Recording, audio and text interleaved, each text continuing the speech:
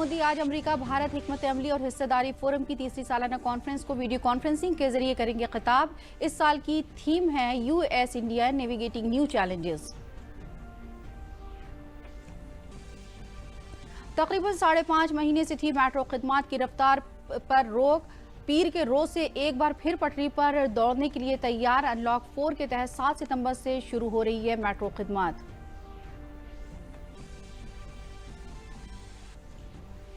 वजीर मालिया सुरेश खन्ना ने कहा, गुज़िश्ता साल के मुकाबले इस साल अगस्त माह में 600 करोड़ रुपए का रेवेन्यू में हुआ इजाफा। जल्द ही मईशत होगी बेहतर।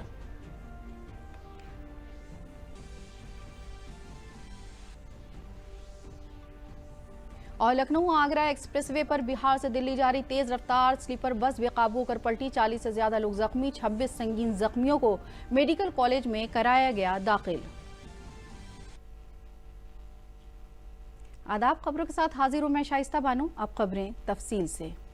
वजीर आजम नरेंद्र मोदी आज अमेरिका भारत की हिकमत अमली और साझेदारी फोरम यानी USISPF के तीसरे सालाना कॉन्फ्रेंस को खिताब करेंगे। वजीर आजम का खिताब आज रात 9 बजे होगा। वजीर आजम नरेंद्र मोदी वीडियो कॉन्फ्रेंसिंग के जरिए खिताब करेंगे। USISPF एक नॉन प्रॉफिटेबल तंजीम है जो भारत और अमेरिका के दरमियान साझेदारी के लिए काम करती है। गुज़िश्ता 31 अगस्त को शुरू हुए इस 5 रोज़ा चोटी कॉन्फ्रेंस की इस साल भी थीम है US India navigating new challenges है और इस थीम में भारत को दुनिया का तामीरी मरकज़ बनने की सलाहियत, भारत के गैस बाजार में मौक़े, भारत में FDI को राग़िब करने के लिए कारोबार करने में आसान तकनीकी मौक़े और चैलेंजेस, इक़्तिसादी मुद्दे, सेहत जैसे कई मौज़ूआत को शामिल किया गया है। इस वर्चुअल कमेटी में मरकज़ी वज़ीर और सीनियर अफसरान भी हिस्सा ले रहे हैं। हुकूमत ने PUBG समेत 118 मोबाइल ऐप पर पाबंदी आयद कर दी। पाबंदी आयद किए गए ऐप मुल्क के खुद मुख्तारी, इत्तेहाद, मुल्क की सलामती और मुआशरती निज़ाम के लिए खतरा बन सकते थे। सरकार के फैसले के बाद मोबाइल और इंटरनेट इस्तेमाल करने वाले करोड़ों हिंदुस्तानियों के मफाद का तहफ़्फ़ुज़ होगा। सूचना प्रौद्योगिकी मंत्रालय ने भारतीय मोबाइल और इंटरनेट उपयोगकर्ताओं के हितों की सुरक्षा के लिए PUBG समेत 118 मोबाइल ऐप्स पर प्रतिबंध लगाने का फैसला किया है। सूचना प्रौद्योगिकी मंत्रालय ने एंड्रॉयड और iOS प्लेटफॉर्म्स पर उपलब्ध कुछ मोबाइल ऐप्स के दुरुपयोग, डेटा चोरी करने और उपयोगकर्ताओं के डेटा को गैर कानूनी तरीके से प्रसारित करने की जानकारी मिलने के बाद ये निर्णय लिया है। ग्रेजुअल एस्केलेशन की जो पॉलिसी भारत ने अपनाई है उससे एक मैसेज चीन को भारत देने की कोशिश कर रहा है कि भारत पीछे नहीं हटेगा, क्योंकि इस विवाद में चीन को पीछे बॉल जो है वो चीन के कोर्ट में है। चीन को डिसाइड करना है कि भारत के साथ वो किस तरह के संबंध चाहता है। अगर स्टेबल रिलेशनशिप चीन चाहता है तो उसको जो स्टेटस को एंटी भारत की डिमांड है उसको स्वीकार करना होगा। इसी संदर्भ में पहले जो ऐप बैन किए गए थे उसी की श्रृंखला में 118 नए ऐप बैन करके भारत अपनी मंशा को जाहिर कर रहा है। प्रतिबंधित किए गए कुछ ऐप्स इस प्रकार हैं: WeChat work, ludo world, ludo superstar, PUBG mobile, Nordic map Livik, PUBG mobile light, rise of kingdoms, lost crusade, photo gallery HD and editor, photo gallery and album, MV master, make your status video and community, MV master, best video maker and photo video editor, penguin FM। भारतीय cyber अपराध समन्वय केंद्र गृह मंत्रालय ने भी दुर्भावनापूर्ण तरीके से काम करने वाले इन ऐप्स को ब्लॉक करने के लिए व्यापक तौर पर सिफारिश भेजी है। उपलब्ध जानकारी के मद्देनजर ये ऐप ऐसी गतिविधियों में लिप्त हैं जो देश की संप्रभुता और अखंडता, रक्षा, सुरक्षा और सार्वजनिक व्यवस्था के लिए नुकसानदेह हैं। भारत की संप्रभुता के साथ साथ हमारे नागरिकों की गोपनीयता को नुकसान पहुंचाने वाले ऐप्स के खिलाफ सख्त कार्रवाई की मांग काफी दिनों से जोर शोर से की जा रही थी। सरकार के इस कदम का मकसद भारतीय संप्रभुता के साथ साथ साइबर स्पेस की सुरक्षा सुनिश्चित करना है। वज़ीर आज़म नरेंद्र मोदी की सदारत में कल हुई मरकजी काबीना की मीटिंग में कई अहम फैसले किए गए। हुकूमत ने सिविल खिदमात सलाहियतों को फ़रोग़ देने के लिए नई कौमी मिशन को मंजूरी दे दी है। इसके लिए मिशन कर्मयोगी की शुरुआत की जाएगी। ये मिशन कैपेसिटी बिल्डिंग के लिए बेहद अहम मुहिम है। भर्ती होने के बाद विभिन्न कर्मचारी अधिकारी उनकी लगातार क्षमतावर्धन कैसे हो, कार्यक्षमता कैसे बढ़े, इसके बारे में और वो प्रभावी कैसे, कारगर कैसे साबित हो, इसके लिए क्षमतावर्धन का एक लगातार कार्यक्रम चलेगा और उसका नाम कर्मयोगी योजना है। तो ये एक बेहद ही महत्वपूर्ण सुधार है और 21वें सदी का सरकार के मानव संसाधन का सुधार का एक बहुत बड़ा ये सुधार कहला जाएगा और लोगों की अपेक्षाओं पर खरे उतरने वाले अधिकारी तैयार करना इसका मूल मकसद है। काबीना की मीटिंग में पार्लियामेंट में जम्मू कश्मीर के लिए ऑफिशियल लैंग्वेज बिल लाने को मंजूरी दी गई, जिसमें उर्दू, कश्मीरी, हिंदी, डोगरी और अंग्रेजी को ऑफिशियल लैंग्वेज बनाया जाएगा। We have decided to introduce in Parliament Jammu and Kashmir Official Languages Bill 2020, in which 5 languages, Urdu, Kashmiri, Dogri, Hindi and English, will be the official languages. This has been done based on the demand by the people. इसके अलावा सरकार ने 3 MOU पर भी अपनी मुहर लगा दी, जिसमें जापान के साथ टेक्सटाइल वजारत, फिनलैंड के साथ कानूनी वजारत और डेनमार्क के साथ जदीद तवानाई के मुआहदों पर दस्तखत किए गए। के साथ वस्त्र मंत्रालय का MOU हुआ क्वालिटी इवैल्यूएशन के लिए। खनन मंत्रालय का फिनलैंड के साथ एक समझौता हुआ है और नवीन ऊर्जा रिन्यूएबल एनर्जी मिनिस्ट्री का डेनमार्क के साथ एक समझौता हुआ है। वो भी समझौते देश के लिए महत्वपूर्ण है। तकरीबन 5.5 महीने से रुकी हुई मेट्रो खिदमात पीर के रोज से एक बार फिर शुरू होने की तैयारी में है।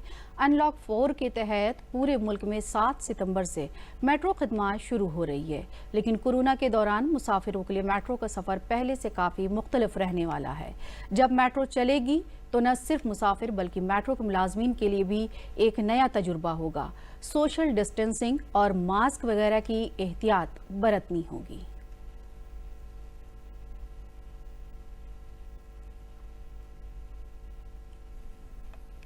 That whilst we welcome the resumption of metro services, a decision which has been taken after very careful and very deep consideration, the catchword and the buzzword here is caution and care. मरकजी वज़ीर तालीम रमेश पोखरियाल निशंक ने JEE और NEET इम्तिहान दे रहे तलबा को मुबारकबाद देते हुए कहा कि तलबा इन मुश्किल हालात में पढ़ाई करके इम्तिहानात दे रहे हैं। उन्होंने कहा कि इस बार के इम्तिहानात में गुज़िश्ता मरतबा के मुकाबले तलबा की हाज़िरी में मुश्किल से 10% का फ़र्क है। उन्होंने कहा कि सरकार ने तलबा के मफाद में इम्तिहानात कराने का फ़ैसला लिया है। अब मैं छात्रों को बहुत बधाई देना चाहता हूं कि उन्होंने इन विषम परिस्थितियों में अपना अध्ययन भी किया और आज परीक्षा में भी वो बैठ रहे हैं और SOP जो जारी हुआ था उसका अक्षरशः पालन हो रहा है। हमने जो भी कदम उठाए वो छात्रों के भविष्य को देखते हुए उठाए। भारत में कोविड-19 से जारी जंग में सरकार की कोशिशों से मुल्क में कोविड-19 से इलाज के बाद सेहतयाब होने वाले लोगों की शरह 77.09% हो गई है और अब तक तकरीबन 29,70,492 लोग कोविड से शिफायाब हुए हैं। मुतवातिर 7वें दिन 60,000 से ज्यादा लोग सेहतयाब हुए, जबकि अमवात की शरह घटकर 1.75% पर पहुंच गई है। वज़ीर आला ने कोविड-19 वायरस के चेन तोड़ने के लिए सभी एहतियात बरतने की हिदायत दी। उन्होंने surveillance, door to door survey और टेस्टिंग की कार्रवाई को मौसर तरीके से करने के लिए महकमे सेहत को हिदायत दी। उन्होंने कहा कि जिला लखनऊ और कानपुर शहर में कोविड-19 पर काबू पाने और इलाज को बेहतर बनाने के लिए वीडियो कॉन्फ्रेंसिंग में दी गई हिदायत को सख्ती से नाफिज कराया जाए। इस मौके पर उन्होंने कानपुर शहर और गोरखपुर में कोविड-19 के टेस्ट की तादाद बढ़ाने को कहा। वज़ीर आला ने अगस्त 2019 के मुकाबले अगस्त 2020 में रियासती हुकूमत के रेवेन्यू में तकरीबन 600 करोड़ रुपए के इजाफे पर इत्मीनान जाहिर किया। उन्होंने कहा कि सरकारी दफातर को मियादबंद तरीके से ई-ऑफिस निज़ाम से मुंसलिक किया जाए। महकमे जाती सदर दफातर समेत ज़ेली दफातर में फाइल 7 दिन से ज़्यादा इल्तवा में न रहे। किसी टेबल पर 3 दिन से ज़्यादा फाइल रहने पर जवाबदेही तय की जाए। वहीं कोरोना के दौरान जब कारोबार पर मनफी असर पड़ रहा है, ऐसे वक्त में भी रियासत में गुज़िश्ता बरस अगस्त 2019 के मुकाबले अगस्त 2020 में 600 करोड़ रुपए से ज्यादा का रेवेन्यू में इजाफा हुआ है। रियासत के वज़ीर मालियात सुरेश खन्ना ने कहा कि इक़्तिसादी सरगर्मियों को पटरी पर लाने के लिए काम किया जा रहा है, जिसका नतीजा है कि रियासत दीगर रियासतों से बेहतर हालत में है। वज़ीर मालियात ने कहा कि रियासत में सबसे ज्यादा कोरोना की जांच हो रही है।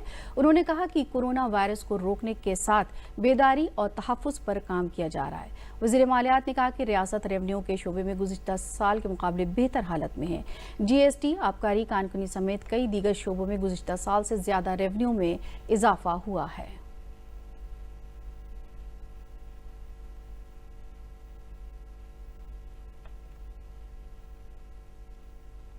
जुलाई महीने से हमने फिर से आर्थिक गतिविधियां भी तेज हुई हैं और हमारा राजस्व भी काफ़ी बेहतर स्थिति में पहुंच गया है। मुझे कहते हुए इस बात की प्रसन्नता है कि जो स्टार्ट हमने जुलाई में लिया था, जो पिछले वर्ष 2019 के मुकाबले लगभग 97% का कलेक्शन हमारा जुलाई में था, अगस्त में भी वही स्पीड हमारी आगे बढ़ रही है। अगस्त में हमने पिछले साल अगस्त के मुकाबले लगभग 600 करोड़ रुपया अधिक राजस्व एकत्रित किया है। ये अपने आप में साबित करता है कि हमारी आर्थिक गतिविधियां पूर्व से बेहतर स्थिति में पहुंच रही हैं। कन्नौज जिले के लखनऊ आगरा एक्सप्रेसवे के 148वें कट पर बिहार से दिल्ली जा रही तेज रफ्तार स्लीपर बस बेकाबू होकर पलट गई। हादसे में 40 से ज्यादा लोग जख्मी हुए हैं।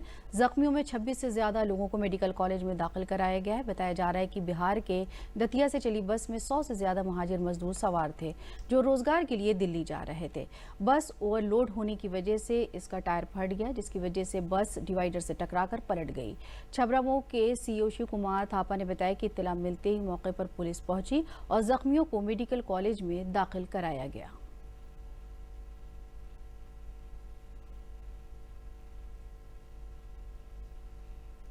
बहुत ज्यादा, करीब 200-250 बंदे सवार थे उसमें। अच्छा। और वो ड्राइवर गांजा पी रहा था रास्ते भर, हर जगह उतर के चला जा रहा था और जहां बंदे मिलते वहीं वो बस पे चढ़ा ले रहा था। और वो बस का हादसा हुआ, ओवरलोडिंग से हादसा हुआ है। बहुत बंदे को भर रखा था, तभी ये हादसा हुआ है।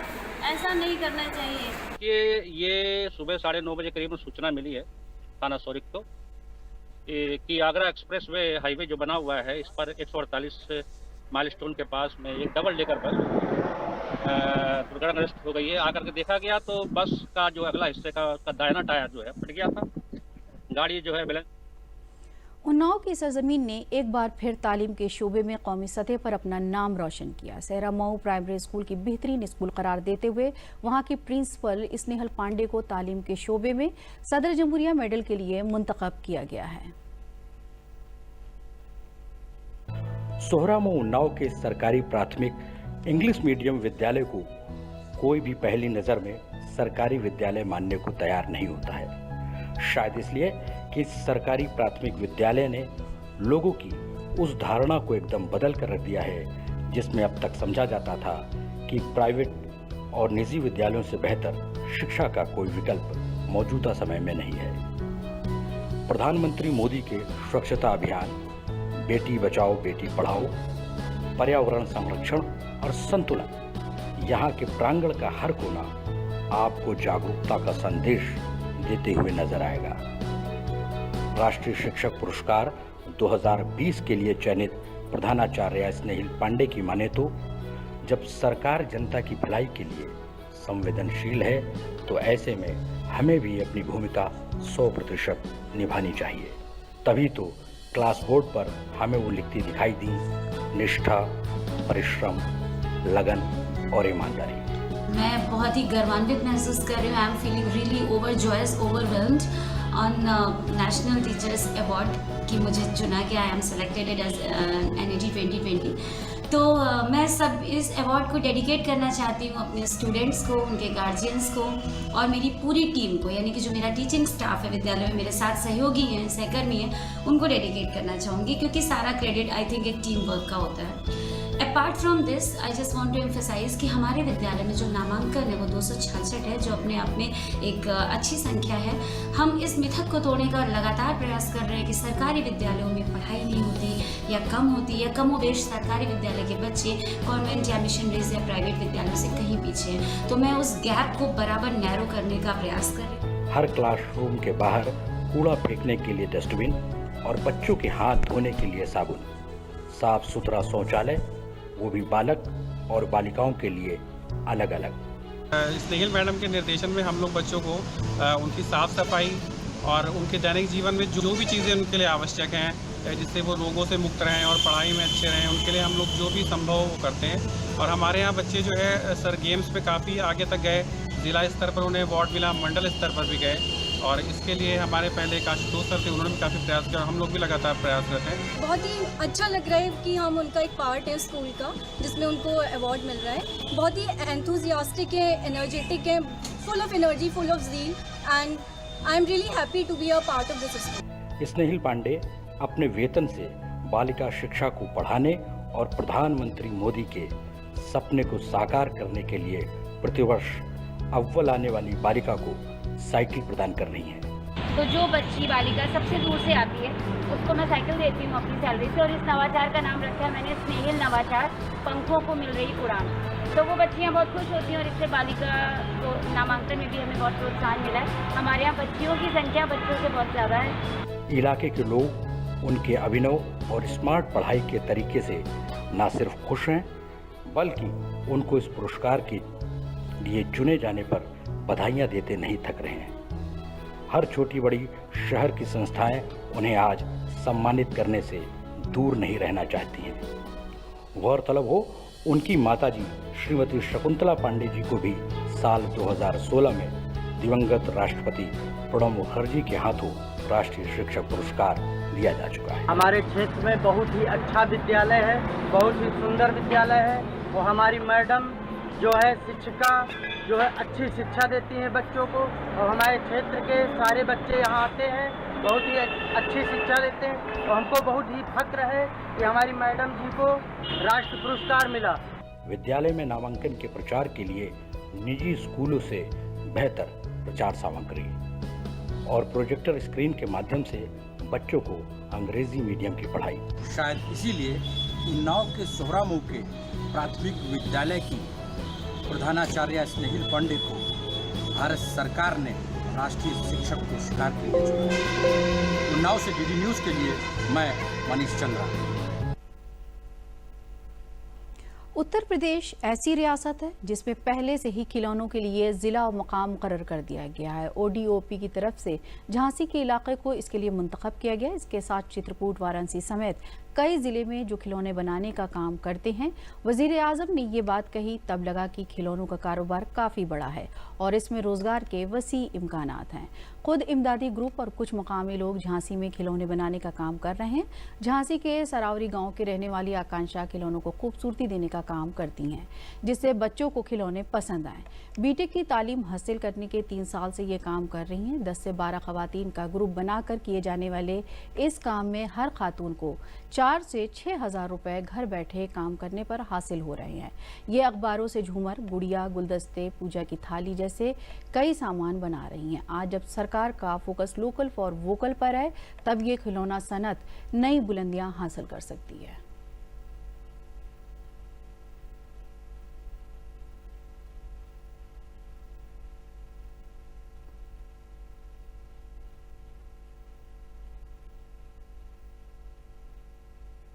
मेरे साथ सब लोग समूह में 10 लोग काम करते हैं और हमारे समूह में मतलब हम लोग न्यूज़पेपर से सारा सामान बनता है, जैसे कि झूमर है ये और डाइन टेन वाला भी काम बनता है, वो सब न्यूज़पेपर से बनाते हैं हम लोग। हमारी इसमें इनकम हो जाती है 5 से 6 हज़ार मंथ की। नेहा जी, कब से काम कर रही हैं आप समूह में? 1 साल से। क्या बना रही हैं अभी? ये फ्लावर पॉट। किस चीज़ से बना हुआ है? न्यूज़पेपर का। और क्या क्या बना लेती हो? फ्लावर पॉट, सिलेंडर और झूमर, बैल वाला। अभी तक हम लोग सरस मेले जो होते हैं, अंतर्राष्ट्रीय व्यापार मेला प्रगति मैदान का जो सबसे बड़ा होता है, लास्ट ईयर हम लोग उसमें गए थे, तो वहाँ पर सभी लोगों ने हमारे काम को बहुत सराहा है। और वहाँ ऐसा कहा गया था कि 38 साल के प्रगति मैदान के इतिहास में ये चीज़ पहली बार कुछ देखने को मिली है, जो नई चीज़ आई है। और उसके बाद हम लोग लखनऊ के सरस मेले में भी जा चुके हैं और प्रधानमंत्री जी का जो अंतर्राष्ट्रीय महिला दिवस पे 8 मार्च को कार्यक्रम बनारस में हुआ था, तो वहाँ पर भी हम लोगों को बुलाया गया था, जहाँ पर उन्होंने मंच से हमारे समूह की तारीफ की थी। अभी फ़िलहाल हमारे समूह की 10 महिलाएं हैं और यहाँ पर हमारे गांव में अभी 12-15 समूह जितने भी हैं उनको भी हम ये सारा काम सिखाते हैं। अभी हमको एक कोस्टर्स बनाने का ऑर्डर मिला हुआ है 2000 पीस बनाने का, तो जो हम अकेले तो बना नहीं सकते हैं, तो और भी समूह की महिलाओं को हम इसमें जोड़ रहे हैं ताकि ये काम कर सकें। रियासत के किसानों की आमदनी बढ़ाने के लिए सरकार और ज़रई साइंसदान मुसलसल काम कर रहे हैं। कानपुर के चंद्रशेखर आज़ाद ज़रई यूनिवर्सिटी में खरीफ और ज़ैद दोनों फसलों में पैदा होने वाली मूंग की नई नस्ल KM 2342 आज़ाद मूंग 1 को फ़रोग़ दिया गया है। इस फसल को ICAR ने पैदावार के लिए मंजूरी दे दी है। किसानों की आमदनी बढ़ाने मददगार मूंग के इस फसल को खरीफ और ज़ैद दोनों फसलों में पैदा किया जा सकता है। 12 से 14 क्विंटल फी हेक्टेयर पैदावारी सलाहियत की ये फसल ज़ैद में 58 दिनों में और खरीफ में 60 से 62 दिनों में तैयार हो जाती है। इस फसल में कीड़े लगने का कोई खतरा भी नहीं रहता। ज़रई साइंसदान डॉक्टर मनोज कटियार ने बताया कि मूंग की इस नस्ल में पेट्रोलियम विटामिन समेत अहम अज्जा होने से कोरोना में इम्यूनिटी बढ़ाने में कुदरती तौर से ये मुफीद है।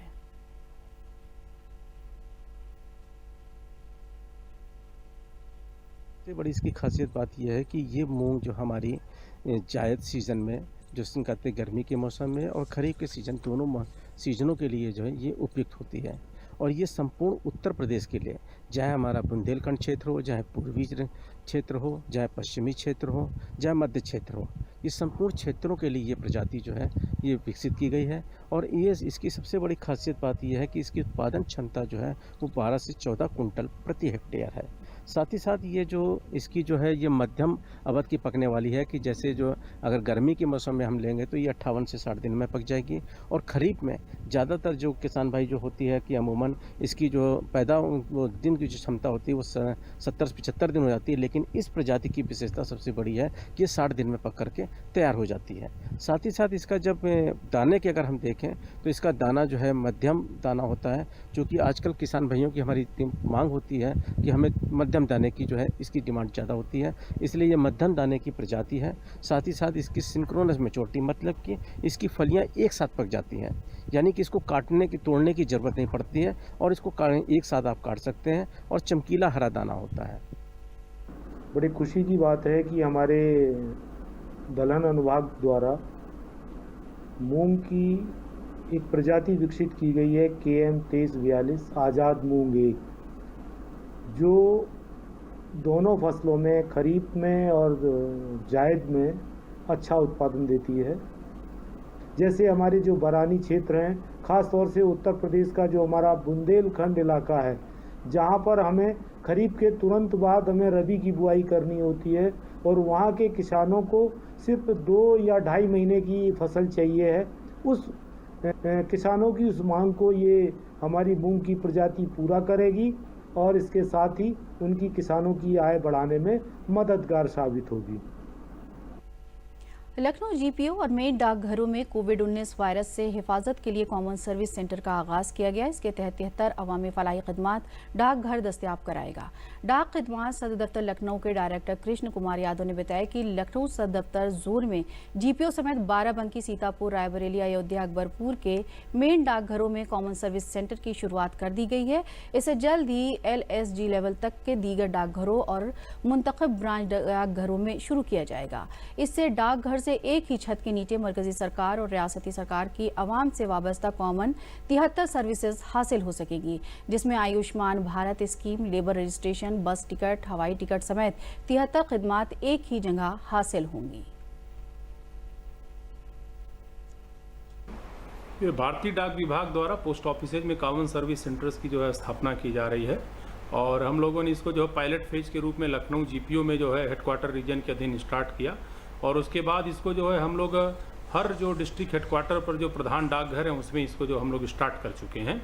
इसके अलावा हम लोग अगले फेज में इसको जो हमारे LSG पोस्ट ऑफिस हैं और कुछ चुनिंदा जो ग्राम के जो है हमारे ब्रांच पोस्ट ऑफिस होते हैं वहाँ पर हम इसको जो है आरंभ करने जा रहे हैं। इसमें जो है एक ही छत के नीचे लोगों को 73 जो है जनोपयोगी सेवाएँ जो हैं मिलेंगी। इसमें से अगर मैं बात करूँ तो कुछ इंपॉर्टेंट सेवाएँ हैं पैन कार्ड, पासपोर्ट, स्वच्छ भारत अभियान, प्रधानमंत्री आवास योजना है, सॉयल हेल्थ कार्ड, प्रधानमंत्री फसल बीमा योजना, PDS, बर्थ और डेथ सर्टिफिकेट, आयुष्मान भारत योजना, प्रधानमंत्री श्रम योगी मानधन पेंशन योजना है, IRCTC की टिकट बुकिंग है, इसके अलावा IT रिटर्न। तो एक तरह से 73 जो हैं सेवाएं जो हैं एक ही छत के नीचे भारतीय डाक विभाग के कॉमन सर्विस सेंटर के माध्यम से जो है लोगों को देगा और ये सेवाओं के लिए किसी भी प्रकार का हम कोई अतिरिक्त शुल्क नहीं लेने जा रहे हैं। जो भी सरकार द्वारा प्राधिकृत राशि है वही ली जाएगी और इसके माध्यम से हम लोगों को सहज रूप में एक जो है पारदर्शी जो है सेवा देने के लिए प्रतिबद्ध है।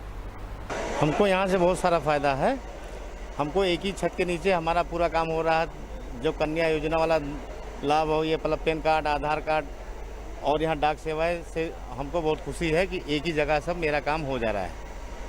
और आजमगढ़ में मुहाजिर मजदूरों के हुनर को फरोग देने के लिए तरबियती प्रोग्राम के तहत फूलों की खेती का सह रोज़ा तरबियती प्रोग्राम मुनक्किद किया गया।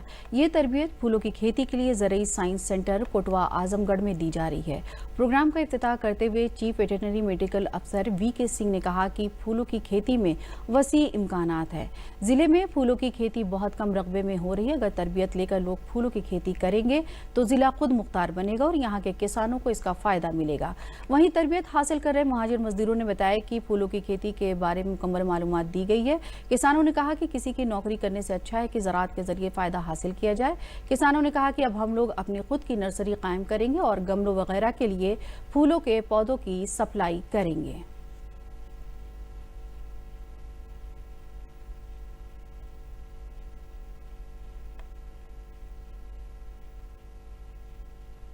में मुझे कोटवा जो है कृषि विज्ञान केंद्र के जो वैज्ञानिक हैं, इन्होंने मुझे फूलों के बारे में बहुत विस्तृत जानकारी दी और इसके बारे में बताया, इसकी खेती करने से क्या फ़ायदा होगा उसके बारे में मुझे बताया, तो मुझे बहुत अच्छा लगा।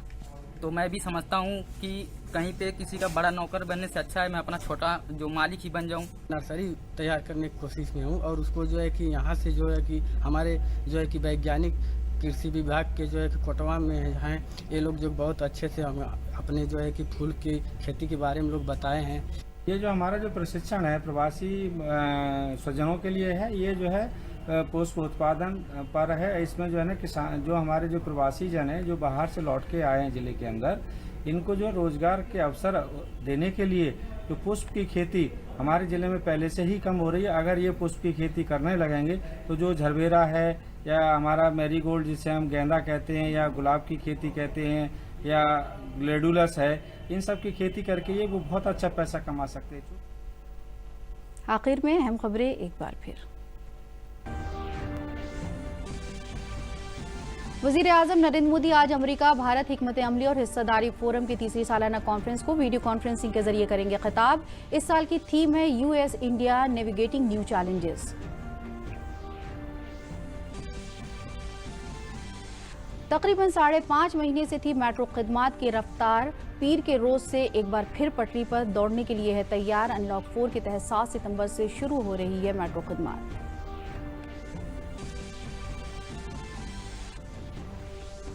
वजीर मालिया सुरेश खन्ना ने कहा, गुज़िश्ता साल के मुकाबले इस साल अगस्त माह में 600 करोड़ रुपए का रेवेन्यू में हुआ इजाफा, जल्द ही मईशत होगी बेहतर।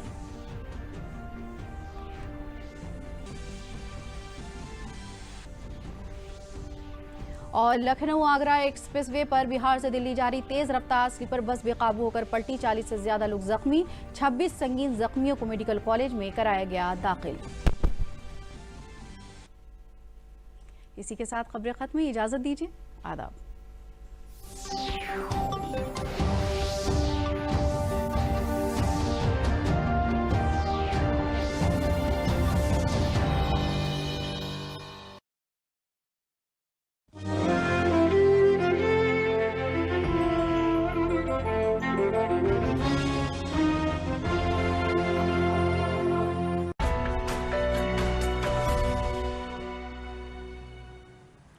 प्यारे बच्चों, माध्यमिक शिक्षा विभाग उत्तर प्रदेश के लर्निंग प्रोग्राम में एक बार आपका फिर से स्वागत है। मैं हूं नागेश द्विवेदी,